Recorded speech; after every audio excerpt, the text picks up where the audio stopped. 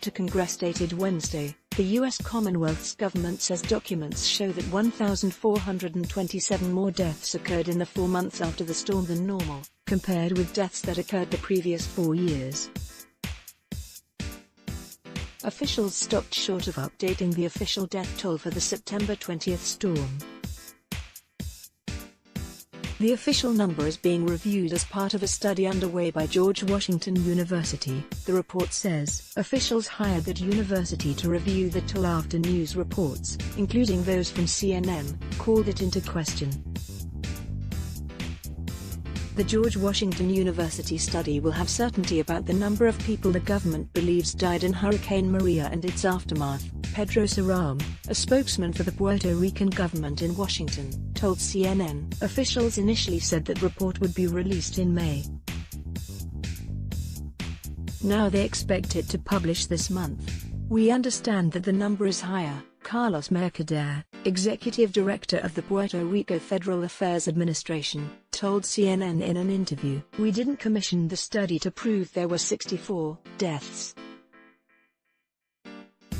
We wanted a scientific and epidemiological study that would give us light, not only on the number, we know the number is higher, but the reasons why this happened. The 1,427 figure is an estimate, Saram said, and it may include deaths that weren't related to the storm. It's an estimate that follows many others like it. In November, CNN surveyed 112 funeral homes, about half the total, across the island, finding that funeral home directors and staff had identified at least 499 deaths they believed to be related to Hurricane Maria and its chaotic aftermath, which included months without power for many of the island's 3.3 million residents. In December, the New York Times estimated the excess death toll from the storm to be 1,052, based on comparisons with previous years.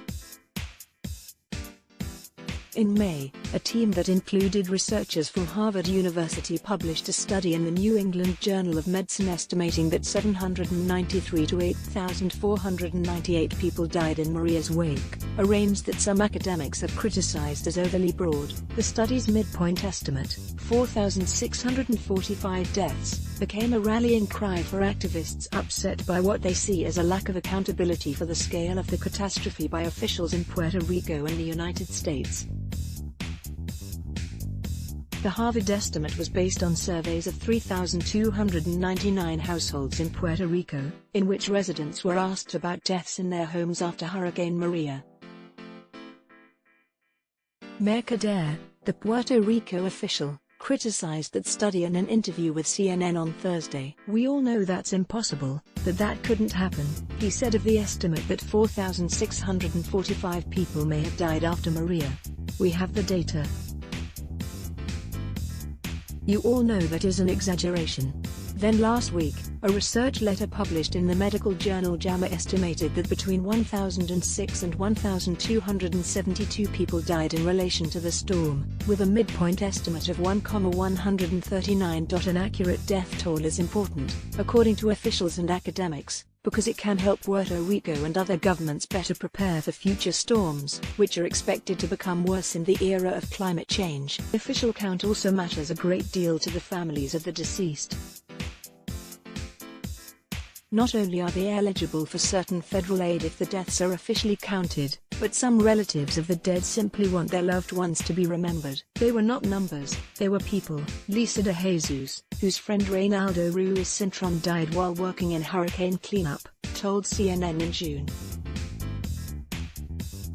And the government thinks that just putting a band-aid on things, it's all okay. But, no. What about our feelings? What about those people who died trying to put Puerto Rico back together again?